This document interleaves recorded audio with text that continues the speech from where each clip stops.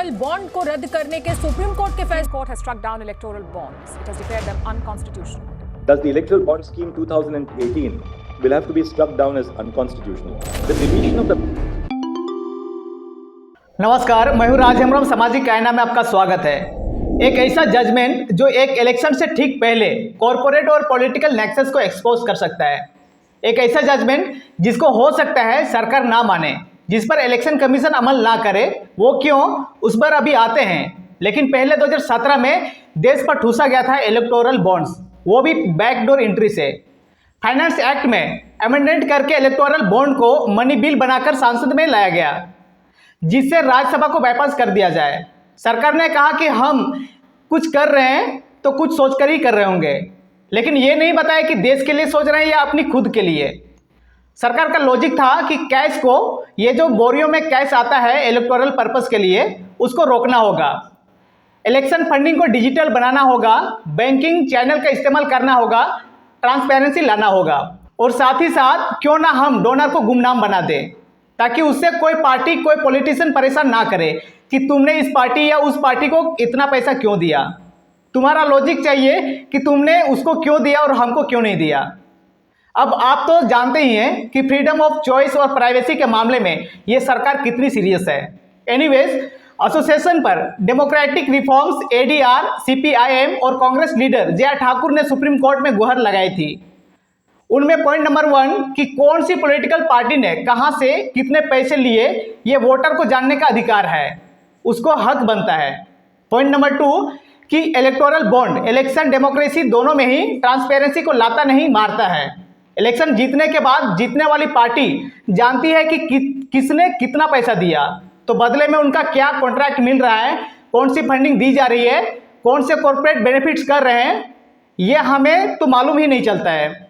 और तीसरा पॉइंट था कि सेल कंपनीज के डोनेशंस अलो करने से हमारे देश के इलेक्टोरल इंटीग्रिटी को खत्म किया जा रहा है.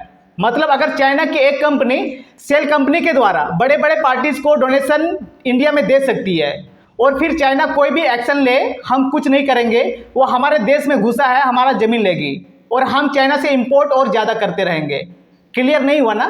मतलब चाइना पार्टी फंड डोनेट करेगी, इलेक्शन जीताएगी, और बदले में इंडिया में घुसपैठ करेगी, जमीन हड़प लेगी, और ज़्यादा से ज़्यादा सामान हमें इंपोर्ट करने के लिए बोलेगी. वो कोई भी देश हो सकता है, कोई इंसान भी हो सकता है. अब देख सकते हैं चीन ने अरुणाचल प्रदेश में 4.5 किलोमीटर इंडिया के अंदर गांव बसाया, तसारी चू. अरुणाचल प्रदेश के सुबनसिरी जिले में स्थित है. कहीं इसी का नतीजा तो नहीं है? क्या इसे मदर ऑफ डेमोक्रेसी का मदर सिस्टर नहीं हो जाता है? सुप्रीम कोर्ट को भी लगा कि बात में तो दम है, क्योंकि सुनवाई के दौरान ही जस्टिस चंद्रचूड़ की अगुवाई वाली कॉन्स्टिट्यूशनल बेंच ने सरकार से कई सवाल उठाए कि क्या इलेक्टोरल बॉन्ड्स सिलेक्टिवली एनोनिमस है. यानी सरकार भली भांति जानती है कि विपक्षी पार्टी को कौन पैसा दे रहा है, कितना पैसा दे रहा है, लेकिन विपक्षी पार्टी को दूसरे पार्टी के बारे में कुछ पता नहीं चलता है. कोर्ट ने कहा कि इलेक्टोरल बॉन्ड से भ्रष्टाचार कैसे रुकती है, ट्रांसपेरेंसी कैसे आती है, ये तो गुमनामी होती है, क्योंकि उन्हें दिख ही नहीं रहा है. और इस बात की लॉजिक कोर्ट ने समझने की कोशिश की कि पहले एक कंपनी अपने मुनाफे, सिर्फ अपने मुनाफे का 7.5% किसी पॉलिटिकल पार्टी को डोनेट कर सकती थी, और वो भी रिकॉर्ड रखने के बाद, और ये एक कैपिंग था 7.5% का. लेकिन अब ये लॉस मेकिंग कंपनी भी डोनेशन दे सकती है. कोई सेल कंपनी 100% अपना रेवेन्यू का डोनेशन दे सकती है. कैसे और क्यों? लॉस मेकिंग कंपनी भी डोनेशन दे सकती है, और कोई सेल कंपनी 100% अपना रेवेन्यू का डोनेशन दे सकती है. वो इसलिए ताकि फिर से उनको बड़ी वाली लोन, यानी 5,000 10,000 करोड़ का लोन मिल सके. फिर बाद में डूबेगा कौन, तो आपको पता है. अब भला ये क्यों है, ये फकीरी क्यों अलॉट की गई है, ये कोर्ट ने जानने की कोशिश की, तो पता चला कि कुछ तो गड़बड़ है. और इसलिए सुप्रीम कोर्ट ने 13 मार्च 2024 को इलेक्टोरल बॉन्ड पर सुनवाई के लिए सत्ता पक्ष को बुलाया है. क्योंकि अगर ऐसे ही होता रहा तो एक दिन ये देश नहीं बल्कि किसी का जागीर बन जाएगा. वीडियो में आगे चलते हैं, लेकिन अंधभक्तों थोड़ा दूर रहना, क्योंकि हिम्मत नहीं होगी पूरा वीडियो देखने की. वार्निंग पहले देना होता है, बट माफ करना, दे नहीं पाया. अंधभक्तों, एक बात बताओ, सारे भ्रष्टाचारों के सरगना कौन है? तो मैं बताता हूं, सारे भ्रष्टाचारों के सरगना कौन है, और इलेक्टोरल बॉन्ड का मास्टरमाइंड कौन है, देश में जुमला फेंकने वाला कौन है, काला धन लाने वाला कौन है, 15-15 लाख रुपये खाते में देने वाला धोखेबाज कौन है, और 15-15 लाख जो देने वाला था वो सारा अमाउंट खुद ही खाया, वो कौन है? तो भैया एक ही नाम है, नरेंद्र मोदी। और अंधभक्तों को क्या मिला? तो बाबा जी का ठुल्लू और मंदिर का घंटा।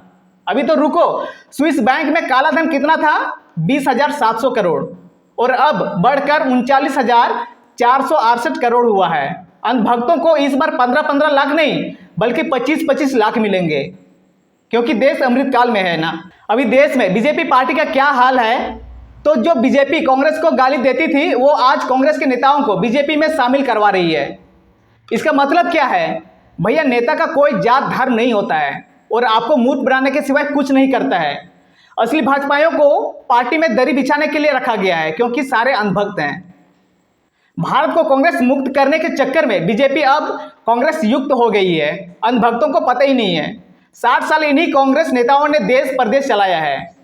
अब वो दिन भी दूर नहीं जब भाजपा का पीएम और पार्टी अध्यक्ष भी कांग्रेस ही होगा, क्योंकि अब तो भाजपा में ही कांग्रेसवाद है। कांग्रेस के ऐसे कई नेता हैं जिन्होंने बीजेपी ज्वाइन करके उसमें शामिल होने के बाद मुख्यमंत्री की कुर्सी पाई है। उसमें से डॉक्टर मणिक साहा त्रिपुरा मुख्यमंत्री, नेफ्यू रियो नागालैंड मुख्यमंत्री, हेमंत बिस्व शर्मा असम के मुख्यमंत्री, एन बीरेन सिंह मणिपुर मुख्यमंत्री, और इसके अलावा कई ऐसे कांग्रेस नेता हैं जो बीजेपी में आके मंत्री, सांसद और विधायक बने हुए हैं। और कांग्रेस से भाजपा में शामिल हुए सारे नेता की कुंडली निकालो तो साला सबके सब चोर और भ्रष्टाचारी हैं। जिनको जेल में डालना चाहिए था उनको भाजपा में मंत्री बनाया जा रहा है, सांसद बनाया जा रहा है। जनता मूर्ख नहीं महामूर्ख है और अंधभक्ति में डूबी हुई है, जो ऐसे दल बदलू विचारहीन लालची नेताओं को जिताती है, जो सिर्फ अपना व्यक्तिगत फायदा देखते हैं। जो कांग्रेस में भ्रष्टाचार कर रहे थे अब उसका दोगुना रफ्तार से भ्रष्टाचार भाजपा में शामिल होने के बाद करता है, क्योंकि उनके सर पे महामानव नरेंद्र मोदी का हाथ होता है। तो देश में सबसे बड़ा सवाल उठता है कि क्या प्रधानमंत्री नरेंद्र मोदी सबसे बड़ा घोटालेबाज हैं? वीडियो का अंत तक देखें तो कमेंट में जरूर बताएं। हमारी पत्रकारिता को सपोर्ट की जरूरत है। चैनल पर नए हैं तो सब्सक्राइब करें और इस वीडियो को अधिक से अधिक लोगों तक शेयर करें। आप हमें फेसबुक, ट्विटर और इंस्टाग्राम पे भी फॉलो कर सकते हैं। फेसबुक आईडी है सामाजिक आईना, इंस्टा आईडी है सामाजिक_आईना और एक्स ट्विटर अकाउंट है सामाजिक आईना। जुड़े रहिए हमारे साथ और देखते रहिए सामाजिक आईना। इसी के साथ जय हिंद, जय जोहार।